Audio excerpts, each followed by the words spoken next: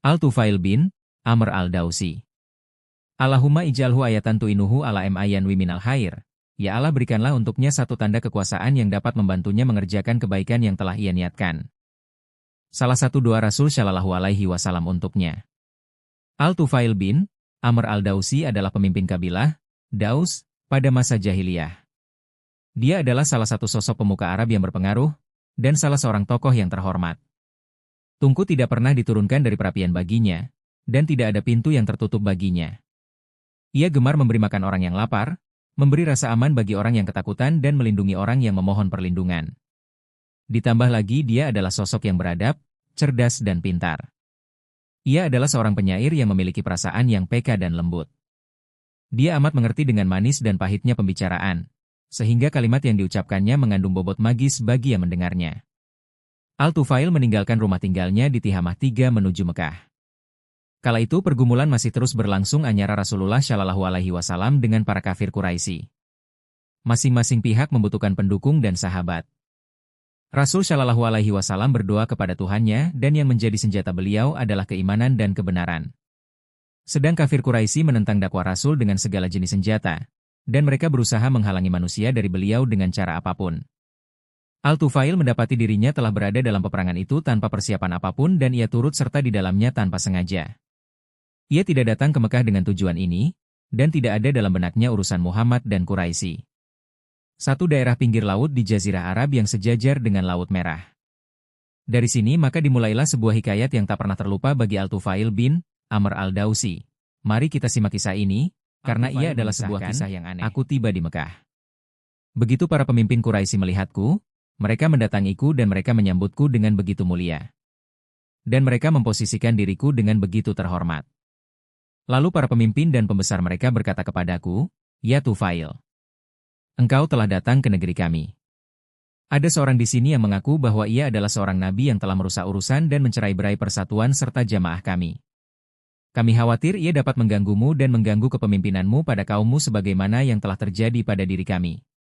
Maka janganlah engkau berbicara dengannya, dan janganlah kau dengar apapun dari pembicaraannya, sebab ia memiliki ucapan seperti seorang penyihir, yang dapat memisahkan seorang anak dari ayahnya, dan seorang saudara dari saudaranya, dan seorang istri dari suaminya." Al-Tufail berkata, "Demi Allah, mereka terus saja menceritakan kepadaku tentang keanehan kisah Muhammad.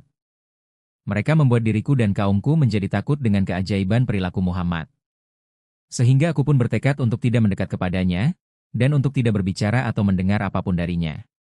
Saat aku datang ke masjid untuk bertawaf di Ka'bah, dan mengambil berkah dengan para berhala yang ada di sana sebagaimana kami melakukan haji kepadanya untuk mengagungkan berhala-berhala tadi, aku pun menutup telingaku dengan kapas karena khawatir telingaku mendengar sesuatu dari perkataan Muhammad. Akan tetapi begitu aku masuk ke dalam masjid aku mendapati ia sedang berdiri melakukan sholat dekat Ka'bah bukan seperti sholat yang biasa kami lakukan. Ia melakukan ibadah bukan seperti ibadah yang biasa kami kerjakan. Aku senang melihat pemandangan ini. Aku menjadi tercengang dengan ibadah yang dilakukannya. Aku mulai mendekat kepadanya. Sedikit demi sedikit tanpa disengaja sehingga aku begitu dekat sehingga ada beberapa ucapannya yang hinggap di telingaku. Aku mendengar pembicaraan yang baik. Dan aku berkata dalam diri sendiri, "Celaka kamu wahai Tufail, engkau adalah seorang yang cerdas dan seorang penyair. Dan engkau dapat membedakan antara yang baik dan yang buruk. Lalu apa yang menghalangimu untuk mendengar apa yang diucapkan orang ini? Jika yang dibawa olehnya adalah kebaikan maka akan aku terima, jika itu adalah keburukan maka akan aku tinggalkan." Al-Tufail masih mengisahkan, kemudian aku masih terdiam sehingga Rasulullah Shallallahu Alaihi Wasallam kembali ke rumahnya. Aku mengikuti beliau dan begitu ia masuk ke dalam rumahnya, aku pun turut masuk. Aku berkata, "Ya Muhammad, kaummu telah menceritakanmu kepadaku bahwa kamu begini dan begitu. Demi Allah, mereka terus-menerus membuatku khawatir dari MU sehingga aku menutup kedua telingaku dengan kapas agar aku tidak mendengarkan ucapanmu. Kemudian kehendak Allah berkata lain, sehingga aku mendengar sebagian dari ucapanmu, dan aku menganggap hal itu adalah baik, maka ceritakanlah urusanmu padaku." Beliau menceritakan urusannya kepadaku. Beliau juga membacakan untukku surat Al-Ikhlas dan Al-Falah. Demi Allah, aku tidak pernah mendengar sebuah ucapan yang lebih baik daripada ucapan beliau. Dan aku tidak pernah melihat urusan yang lebih lurus daripada urusannya. Pada saat itu, aku bentangkan tanganku kepadanya, dan aku bersaksi bahwa tiada Tuhan selain Allah dan bahwa Muhammad adalah utusan Allah. Al-Tufail berkata, dan aku pun masuk Islam. Aku tinggal beberapa lama di Mekah untuk mempelajari Islam dan selama itu aku menghafal beberapa ayat Al-Quran yang mudah bagiku. Begitu aku berniat kembali ke kampungku aku berkata, "Ya Rasulullah, aku adalah seseorang yang dipatuhi di keluargaku. Saat ini aku mau kembali kepada mereka dan menjadi penyeru mereka kepada Islam. Berdoalah kepada Allah agar Ia memberikan aku sebuah tanda kekuasaannya yang dapat menjadi penolongku dalam berdakwah kepada mereka." Maka Rasul langsung berdoa, "Allahumma ij'allahu ayatan." Ya Allah jadikanlah untuknya sebuah tanda kekuasaan. Aku pun mendatangi kaumku, sehingga jika aku tiba di sebuah tempat yang tinggi di sekitar rumah mereka maka turunlah sebuah cahaya di antara kedua mataku seolah sebuah lampu. Aku pun berdoa, "Ya Allah, jadikanlah ia bukan pada wajahku, sebab aku khawatir mereka menduga bahwa ini adalah hukuman yang ditimpakan ke wajahku karena aku meninggalkan agama mereka." Maka cahaya tadi bergeser dan turun ke pegangan cambukku. Maka para manusia yang ada saat itu mencoba untuk melihat cahaya tadi yang berada di cambukku seolah lampu yang tergantung. Dan aku datang menghampiri mereka dari lembah. Begitu aku turun ayah menghampiriku, beliau saat itu sudah amat renta, aku berkata, "Kita sudah tidak berhubungan lagi. Aku bukan milikmu dan engkau bukan milikku." Ia bertanya, "Mengapa begitu, wahai anakku?" Aku menjawab, "Aku telah masuk Islam dan mengikuti agama Muhammad Shallallahu Alaihi Wasallam." Ia berkata, "Duhai anakku, agamaku adalah agamamu." Maka aku pun berkata, "Kalau begitu, mandilah dan bersihkanlah pakaianmu. Lalu kemarilah agar aku mengajarkan apa yang pernah aku pelajari." Lalu beliau mandi dan membersihkan pakaiannya, kemudian beliau datang menghampiriku sehingga aku paparkan Islam kepadanya dan ia pun aku berkata kepadanya, "Kita sudah tidak berhubungan lagi. Aku bukan milikmu dan engkau bukan milikku." Ia bertanya, "Mengapa demikian?" "Demi ibu dan bapakku." Aku menjawab, "Islam telah memisahkan antara kita. Aku telah masuk Islam dan mengikuti agama Muhammad Shallallahu Alaihi Wasallam." Ia berkata, "Kalau begitu, agamaku adalah agamamu." Aku berkata, "Bersucilah dengan air Dzusyara 4." Ia bertanya, "Demi ibu dan bapakku, apakah engkau tidak khawatir terkena musibah dari Dzusyara?" Aku menjawab, "Celaka kamu dan Dzusyara. Aku katakan kepadamu, pergilah dan mandilah di sana di tempat yang jauh dari pandangan manusia. Aku jamin pasti batu yang tuli itu tidak dapat melakukan apapun kepadamu." Ia pun berangkat dan mandi. Kemudian ia datang lagi dan aku paparkan Islam kepadanya sehingga ia pun mau memeluknya. Kemudian aku berdakwah kepada penduduk Daus namun mereka tidak menjawab dengan segera ajakan ini kecuali Abu Hurairah dan beliau adalah manusia yang paling dulu masuk Islam dari mereka. Al-Tufail berkata, "Aku mendatangi Rasulullah Shallallahu Alaihi Wasallam di Mekah dan aku mengajak Abu Hurairah saat itu. Nabi Shallallahu Alaihi Wasallam bertanya kepadaku, 'Apa yang ada di belakangmu wahai Tufail?' Aku menjawab, 'Hati yang tertutup dan kekafiran yang dahsyat. Di daerah Daus kefasikan dan kemaksiatan telah merajalela.' Lalu Rasulullah Shallallahu Alaihi Wasallam berdiri, berwudu lalu sholat dan ia mengangkatkan tangannya ke langit.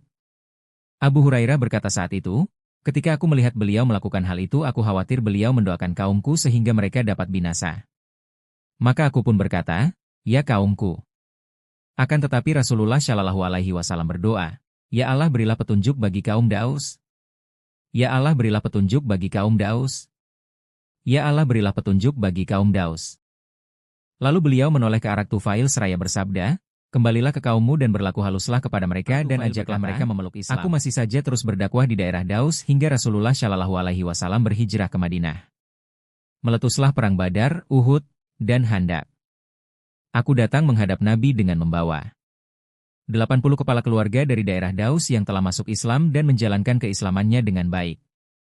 Rasulullah Shallallahu Alaihi Wasallam menjadi gembira karenanya, dan beliau membagikan kepada kami jatah ganimah, harta rampasan perang, Khaybar 5.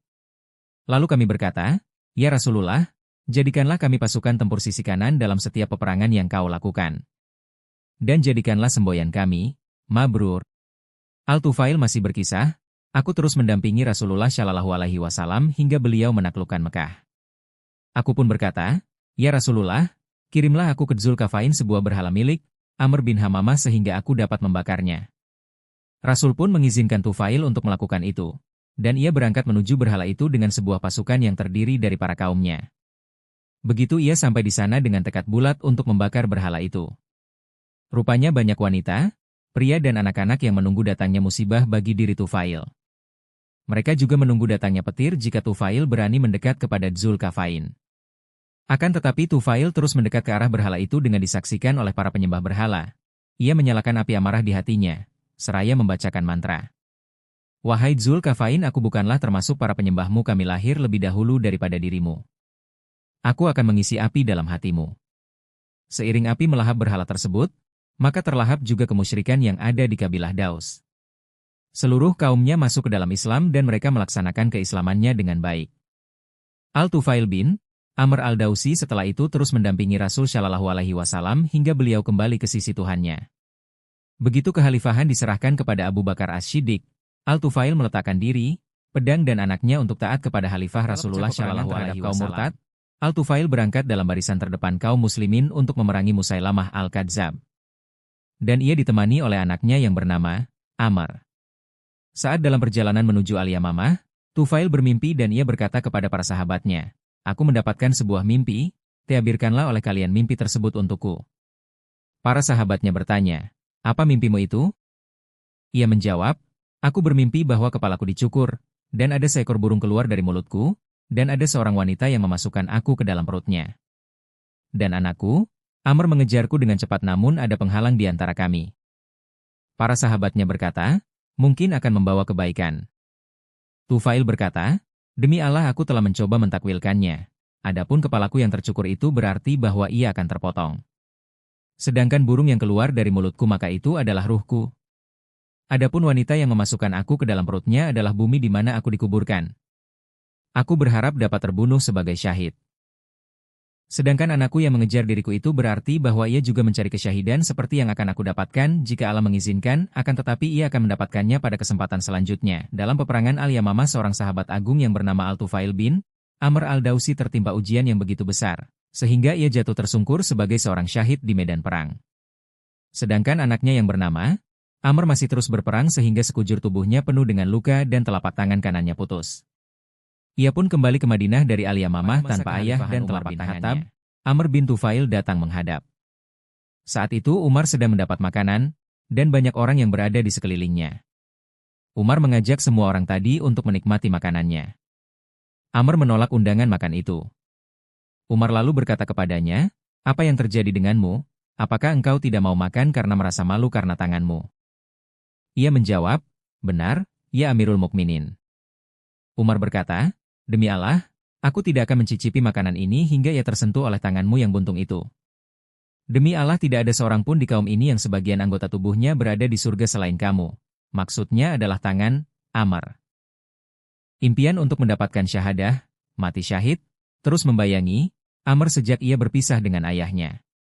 Begitu perang Yarmuk meletus, Amr segera menyambutnya dengan orang-orang lain yang bersemangat. Ia terus saja berperang sehingga ia mendapatkan syahadah seperti yang didapatkan ayahnya. Semoga Allah merahmati Al-Tufail bin Amr al-Dausi. Dia adalah seorang syahid, ayah dari seorang syahid.